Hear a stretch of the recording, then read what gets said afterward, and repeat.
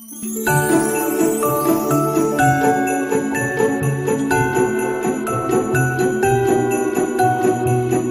поделените мислења на граѓаните за тоа дали треба да се украсува градот или средствата кои што се предвидени за тоа да се пренаменат, сепак вечерва светна новогодишната елка токму во центарот на Скопје.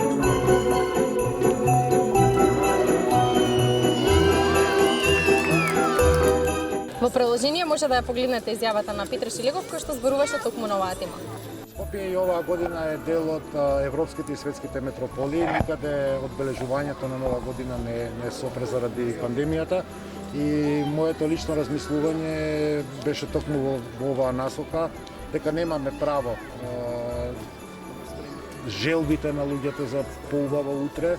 желбите на луѓето за добро здравје, желбите за луѓето на еден нов почеток или враќање на нашата нормалност каква што живеевме до пред 10 месеци да ја ускратам и самото присуство на луѓе, а неорганизирано, немавме ни музики, немавме ни настани, многу дечиња, всушност ја верификува идејата што добивме и која што на крајот ја спроведовме без оглед на тоа што имавме различни реакции во јавноста. Јас навистина сметам дека во ова тешко време во кое што живееме, во ова ненормално време во кое што живееме, новата година, новогодишните празници, желбите за поубаво утре, желбите за добро здравје, желбите за мир, среќа, благосостојба наша, на нашите блиски и познати и непознати, е едноставно нешто што сум должен да го возможам на нашите сограѓани, на Скопјани, очигледно и на граѓаните на нашата држава, Република Северна Македонија.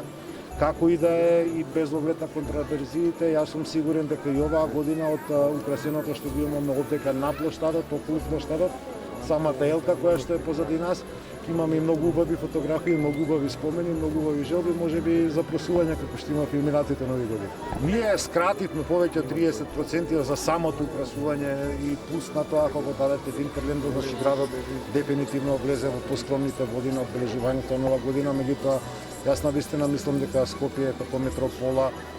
заслужува да има новогодишна атмосфера кај граѓаните. За разлика од други години скративме можеби повеќе за половина од средствата што сме ги трошели, што градот традиционално ги трошел. Така што и тие контраверзии што беше дали треба да се скрати. Буџетот беше скратен во старт. Јас бев свесен уште во септември кога ја распишавме постапката за новогодишното украсување, и што тогаш за самото украсување имавме 30% намалување на цената, кога ќе ги додадете и трошоците на Винтерланд, излегува дека оваа година потрошивме 200.000 евра за украсување на градот, ама заштедивме околу 200.000 евра за останатите трошкови, што значи на половина се некаде средствата.